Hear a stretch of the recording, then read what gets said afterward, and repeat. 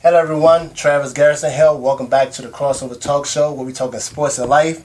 Got a very special guest with me right now, DMV native, Super Bowl champ, Ryan Smith. What's going on, man? Welcome to the show. Appreciate y'all for having me. It's an honor to have you here in the studio with us. We're real big on, supporting and, promoting our own. You know what I mean? For sure, yeah. And you're a Super Bowl champ, man. Yeah, that shit wild. Hey, so you went to Henry Wise Junior High School, and you played 2 sports. Yeah. How was that, man? I see. The thing is, I know a lot of football players, want to be basketball players. Nah, what's up? So, I mean, was you good at basketball? I was like that. I'm still like that, for sure. Honestly, when I was younger, my mom put us in all the sports. And basketball was the one I really liked, for real. Football was like, alright, I'm just play it. I never took it serious. Right. I got to high school, I stopped playing football. Okay. I continued to play basketball. Right. So I think my junior year, I tried to play football again, but I ain't had the grades. So damn. So I went to night school and all that to get my grades back up. And then my senior year, I got the grades to play. Right. So I just did that, did my thing there. And I figured football, it holds more players on the team. Right. So I got a better chance of, making it to football. I'm only 6 feet, you know what I'm saying? So it was like, all right, I was 6 men off the bench, coach, he had his favorites, whatever. Yeah. So I just took the football route. Yeah. But I still hoop though. So anybody can get it.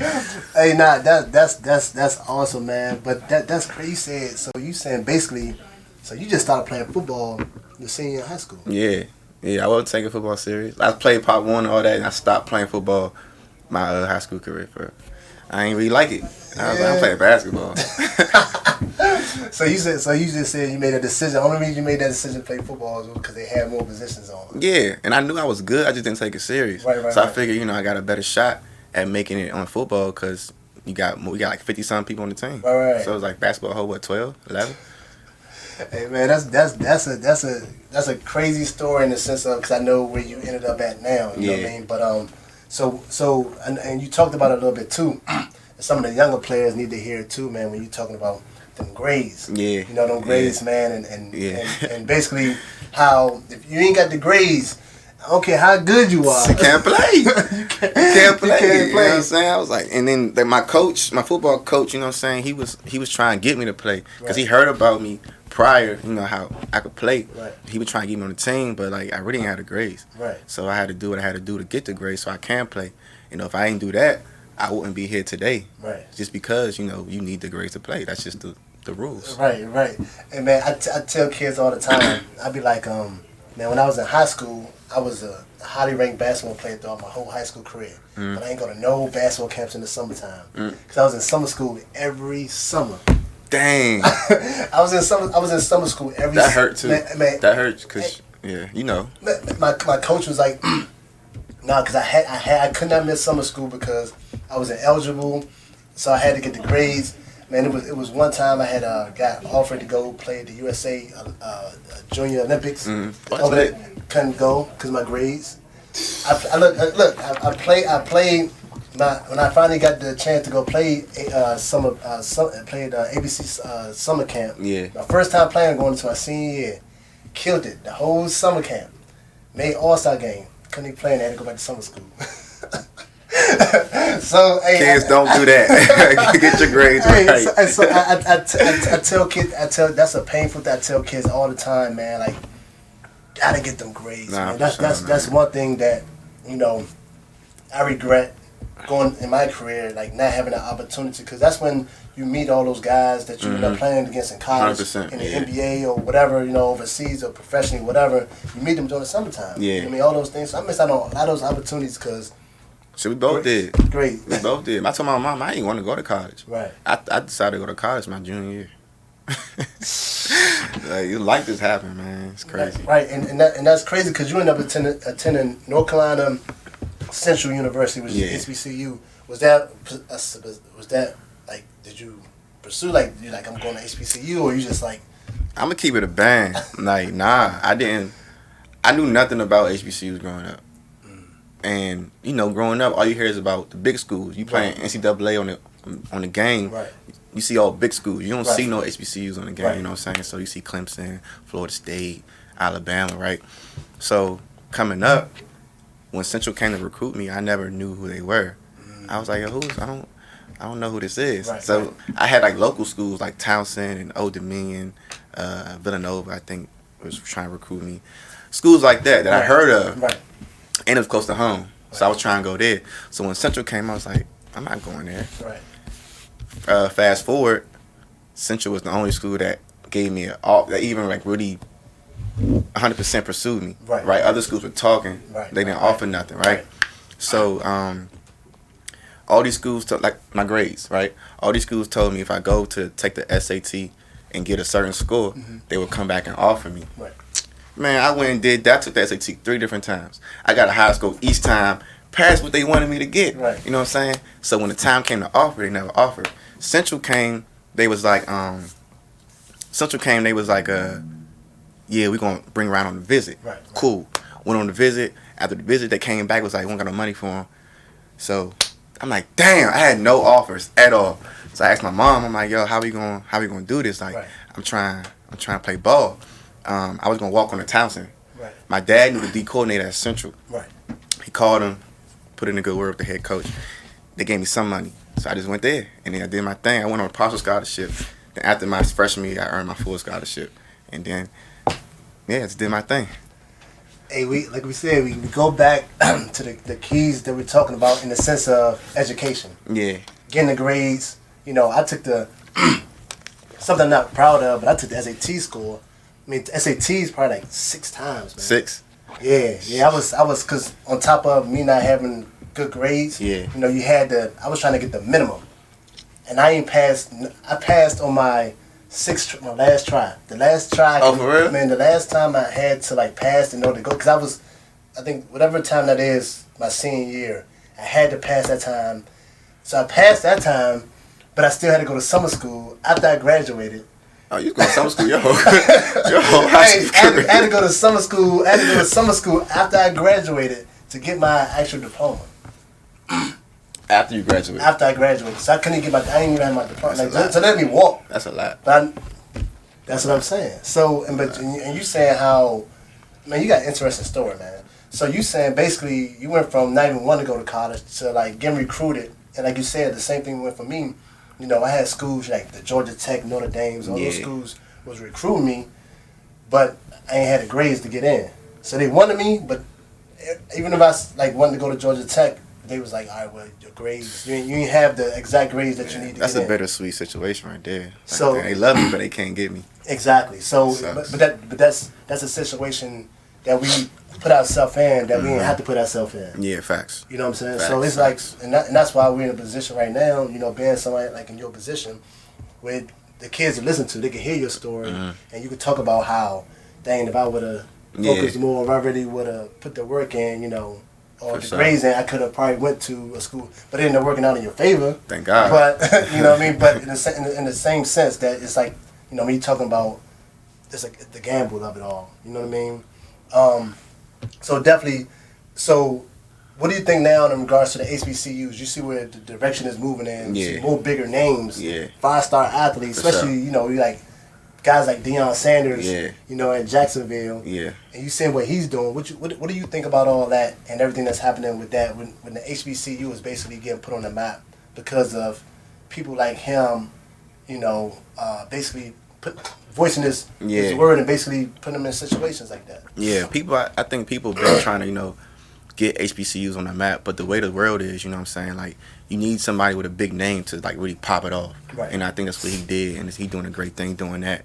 But it's like, I don't know how long it's been, but it's been ballers at HBCUs. Right. But, like, everybody is so focused on the big schools, and that's how the world is, and unfortunately, but it's like, just because that school bigger, don't mean, you know, you don't have better talent at a smaller school. Right. Everybody's situation different. Right. You know what I'm saying? So, but I'm glad that, you know, it's starting to get put on the map. People paying more attention to it, and I think it's a good thing for sure. No, absolutely. Like you said before, like you said, and you continue to see time after time again, in the sense of that there's like you said, there's been ballers at these schools, but nobody never really paid attention to them. They think like the competition that is good, which is sort of true because you got everybody want to go to the bigger school, right? But you got some dogs at HBCU or smaller schools, period, right? That don't get that recognition, right. And it sucks. But like I said, man, what Deion doing, he's making the HBCUs more known, and kids want to go to HBCUs, and I feel like. I got out the mud. You know what I'm saying? Nobody even thought about Central. You know what I'm saying? Like, I didn't think about Central coming out. And that's just honest the truth. You know what I'm saying? Like, it sucks, but it's just reality. So, this day and age, it's getting a lot better. Right. And that's, I mean, like I said, you see it, like, especially you talking about football, and then we see it in basketball in the sense of guys that's coming out of JUCO, going straight to the league, guys that's taking different routes. But like you said before, and like we were starting to notice is that it's not that these guys couldn't play on a high level. They probably just didn't have the grades. So they had to go the JUCO route or go a smaller school route, a small school, because they couldn't get into the bigger school. Or they started late. Nobody believed in them for real. Everybody, like I said, everybody's situation different. Right. Our situation is different. Right.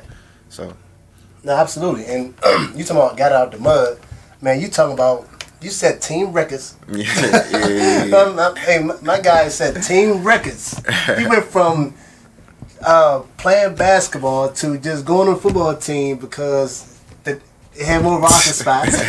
Literally. So he kind of just wanted to just do it because he wanted to play a sport and he wanted to fill roster spots. But my guy ended up going to college. Yeah. Ended up 168 solo tackles, 28.1 kickoff return yard average. Finished 6th in overall tackles, 263. Tied 11th in passes, defended with 31 among others. Well, among others that you accomplished, man. Like, you talking about getting out of the mud. That's that DMV thing. Nah, right for there. sure. Nah, 100%. This is crazy. That kick return yard, this thing. Yeah. But I could have had way more. They stopped kicking to me. I kept gashing them. You know what I'm saying? Right. I love that kickoff return stuff. It was fun. Nah, absolutely, man. And that's like I said, man. Like your story alone, off of what off what you guys just learned. I mean, it's inspirational. You know what I mean? Like, I don't know if you know that or not, man, because. Like I said, I didn't even know that until I learned that. But you talking about like you just played football because of just whatever, you know what I mean? But like, man, you accomplished so much because you had that determining factor. So you was determined to be successful. 100%. I got to, man. You know my mom always told me growing up, like I'm good with my money. You know what I'm saying? I always wanted to make money. Right. Growing up, I had one job at Papa John's. But before that, I was doing anything just to make some bread. I go to people's houses, knock on their door, kind of cut your grass, you know what I'm saying, wash your car. Right. Any little thing that's going to make me some money. And I was good with saving, too. Right. As I got older, of course, you can't do it all your life. Right. But I got older, I need a job, make some money. Like college, my refund check, I say that, you know what I'm saying? Because I wanted to be successful. I wanted to provide, you know what I'm saying? So that's just my mentality. So, and go to that. I mean, pretty much you probably just answered that. But so your motivation, because like I said, man, you was obviously killing it on the football field. So your motivation was you just wanted to be successful. I want to be successful. I wanted to prove myself right, prove the doubters wrong. Because you coming into Central, nobody believe you're going to go to the NFL. Like, everybody says that before me. Right. I can't say anything. They like, what makes you different? You know what I'm saying? Right. So it's just that was my determining factor for real. Just prove myself right, prove everybody else wrong, and just, I guess, be a legend, low key too.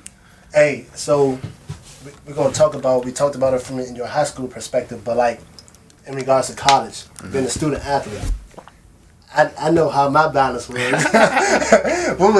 How was balancing? You was killing it on, like I said, you was killing it on the football field, but I mean, you're still a student at the same time, so you got to get the grades, you got to make sure you take care of your schoolwork, you got to stay focused. So how was that balance in regards to being a student athlete for you? At first, it was new. It was because it wasn't like high school. I had to adapt to it.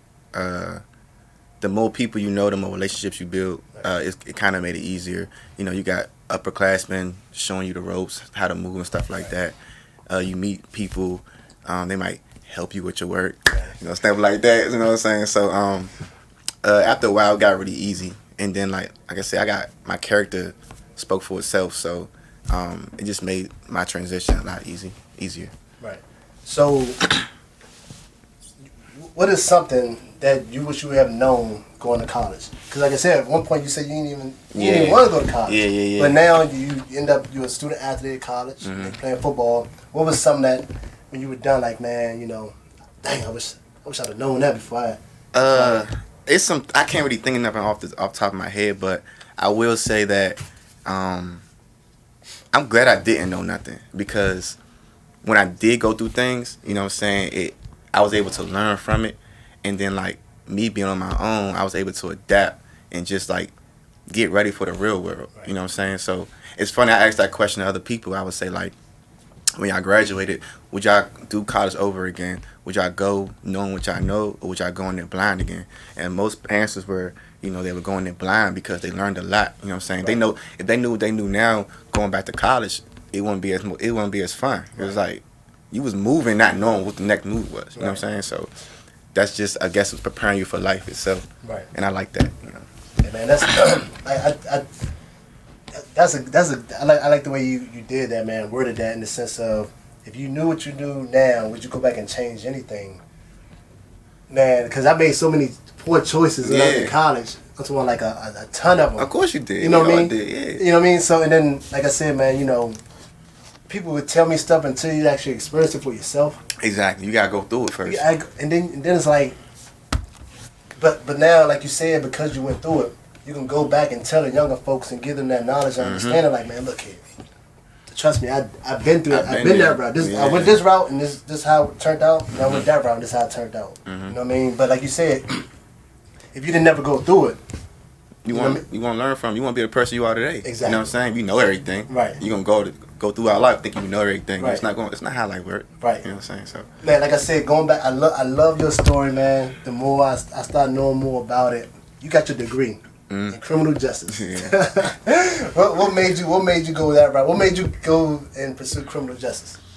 Well, my mom is in that field, and I figured, you know, just coming out, I'm like, in my heart, I knew I had to play a sport. That's just who I am, right?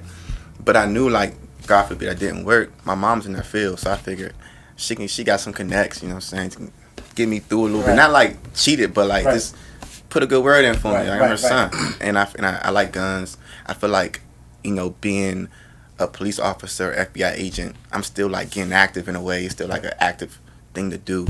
I can't be no 9-to-5 dude or in the office. That's not me. You know what I'm saying? So I figured, God forbid, I don't play ball. That's my backup plan. But I always knew, like, even if I didn't get drafted, I always said, I'm going to the league. I might not get drafted, cool. Once my foot get in the door, it's over. You know, that was my mentality. So I love that, man. Now, like you said, you got it from the mud. Yeah, man, literally. Literally. and now you play your first football game with Tampa Bay Buccaneers, man. First of all, you sign that contract. What was that like? Going from, I don't even know if I want to play football, I'm just doing it because they got more roster spots, to you actually on the team now. What was that feeling like? Man, it's a blessing. Getting it from how you got it. It was a blessing. It's crazy because I was getting so much hype coming out of college. Mind you, I'm the only one in that whole triangle area to get drafted. Like Duke, North Carolina, NC State, nobody got drafted that year but me. Wow. Secondly, when I got that phone call, man, it was crazy because, like I said, I got so much hype. I thought I was going like second or third, honestly. Like, and that's the thing I told you earlier. It sound good until that pen hit that paper. Exactly. So I didn't get drafted the third round. I went in my room. I started crying. I started praying. I got the phone call the third day. It was just like a relief, like a weight off my shoulders. Like, yo, I can really provide for my family now. Like, I'm the breadwinner. You know what I'm saying? Whatever y'all need, I got y'all. And like, my word held true. You know what I'm saying? When I signed that contract, I did everything I said I was gonna do for my family. Like everything. So it was just a blessing to say what I was gonna do, and I really did it. You know what I'm saying? Everybody can't say they did that, especially from coming from HBCU. And it was just a blessing. Man, hey, very inspirational story here. I hope y'all paying attention, especially y'all young kids. I hope y'all listening and tuning in. Anybody that's going through anything, that's going after the grind, I hope y'all listening and paying attention, because this is very inspirational and motivational, even to me, man. Appreciate because 2020, yeah, you playing for Tampa Bay. I got Tom Brady now. Yeah. How was that? First of all, how was that when you got that call, when you found out that he was joining the Tampa Bay Buccaneers? Yeah. What was your thoughts? I was like, damn, we going to playoffs for sure. That's a given. Right. Super Bowl, you know, you never really you never really think about Super Bowl. I mean, you think about it, yeah, that's the ultimate goal when you playing the Super Bowl. But it's like, yo, we really might go to the Super Bowl this year because we always had the talent. Right. We just needed a little extra piece. You know what I'm saying? So it was. But I'm not like a starstruck type of dude. Like, you put your pants on like I do. You know what I'm saying? Like, yeah, you're a great player. Right. But I don't really get starstruck. Oh my God, we got Tom Brady. Right. It's like, bad, we got Tom Brady. Right. It's cool. Man, that's dope. And then, like you said, y'all ended up going to playoffs 2020. Yeah. What was it like playing in your first playoff game? It was dope. The atmosphere was definitely different from regular season, though. Right. Definitely different. I can't describe it. You have to be there. Right. It's just different. It felt good, you know, continue to play in January. My first 4 years, we was out early. You know what I'm saying? We over here planning for the New Year's Eve party. Right. Wow, That year we wasn't doing that. Right. Everybody tuned in. Right. So that was cool. Then obviously y'all the playoffs, y'all win that Super Bowl. Yeah. I can't describe it. I can't. You gotta be there.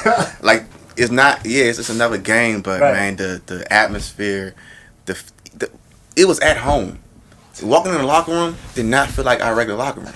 Everything was just different. It was crazy. I got my first jitters when we walked on the field. Prior to that was cool. I said, I'm about to do my thing. Walked on the field. Alright, we out here now. It's real. You know what I'm saying? So in the parade, best time of my life. Best time of my life. I'm gonna just say best time of my life. It was lit. Man, I can say, man, I can only imagine, man. Like I said, your story, man, is very inspirational, man, and it's very touching, man, and it needed to be heard. It needs to be heard. You know what I mean? Because, like I said, man, just everything that you've been through, how you got there, and what you achieved so far, what you're achieving still. Yeah. Man, it's amazing, man. So much props to you. Appreciate it.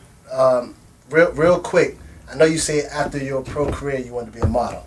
Yeah. I'm trying to get into like some modeling and acting type stuff. Yeah. I just found out that I have that in me. Yeah. Literally like a year or two ago. Because I'm not really like, I don't like being in front of the camera. I don't like being like, you know what I'm saying, like, just I don't like doing that. I get nervous, you know what I'm saying? So, but like, I'm starting to get used to it. And like, I think I'm a pretty funny guy. So I'm trying to weed my way through that, you know what I'm saying? So that's another challenge for you, basically. Like you say, you don't like being in front of the camera, but you know, if you're modeling and you're acting, I mean, everybody, all eyes gonna be on you. Yeah, all eyes on me. But I can be myself. If I can be myself, I'm cool. Cause I'm a goofy type, funny type nigga. So my bad, dude. So yeah. So that we'll see. Well, hopefully. Yeah. Hopefully. Now, anybody in particular like you, like, man, shoot, I wanna model for this company, or I wanna should be dope if I can be in this movie or this show. Like, I don't even know. I don't even know about them type of stuff. Like the type of industries. Like I don't be knowing like what stuff be called. My agent just let me know like we got this opportunity for you. Right. And I be like, bet. You know what I'm saying? Hopefully just somebody see it. Right. Just like my TikTok. I do TikTok. So like hopefully somebody gonna see it and it works out for me. Right. Like I said, man, and one last thing before I let you go. Because like I said, man, very inspirational story, man. Like, definitely, man, I hope that you continue to let people know. I know you have your camp. Yeah, I be having camps. So give us a little information on your camps and how they can find out information about that. This year, I haven't set it up yet. Okay. But I have been doing annual camps. I haven't done one in the last 2 years, I think it was. But the first 3 I did, man, were pretty dope. When I do come out with one, I would definitely let you guys know. Okay. I don't have any information right now, but when I do, I'll let you know. Absolutely. Like I said, man, very dope story, man. Definitely keep going and achieving. Obviously, man, you know, with the LA Chargers now. Mm-hmm. LA Chargers now. So, you know, another chapter in that book. Yeah. You are a Super Bowl champion at 28. Yeah, 28. 28 years old. So, man, a lot of people that's in your field, man, haven't achieved that yet. So now you did that. Did that. I did that. Now I got your Pro Bowl to do my thing. Check these checks, you know what I'm saying? Get some money, more money in the bank, my family straight. Yeah. No, absolutely, man. Like I said, man, definitely, you know, best of luck to you, man, in the future, man. Keep doing your thing, man. Like I said, DMV native, man. I'm proud of you, man, especially as a former athlete, man, to another athlete, man. Keep doing your thing, man. You're inspiring a lot of people, even if you don't know it. You probably inspiring some people today, man. So definitely keep doing that. Like I said, definitely appreciate you guys joining the Crossover Talk Show with your host, Travis Garrison. We had some great guests today. If you're a student athlete and you want to be on the show, you know a student athlete, definitely tune in and go to www.thecrossovertalkshow.com. Always remember to think first. Don't think about how your choice is going to affect right now. Think about how it can affect your future and how it can affect those around you. And if you want to be a guest on the show, like I said again, go to www.thecrossovertalkshow.com. Thanks for joining us today. I always appreciate y'all love and support. Thank you.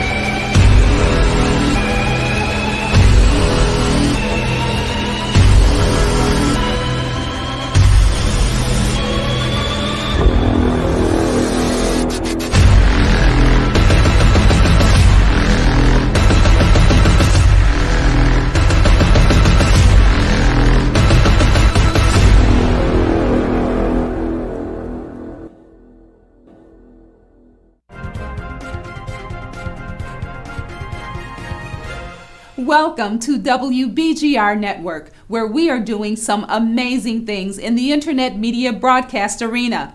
We would love for you to come visit our state-of-the-art studios and be a part of what we are providing to the world. Contact us today. WBGR Network, where you go, we follow. Call us at 301-429-9247.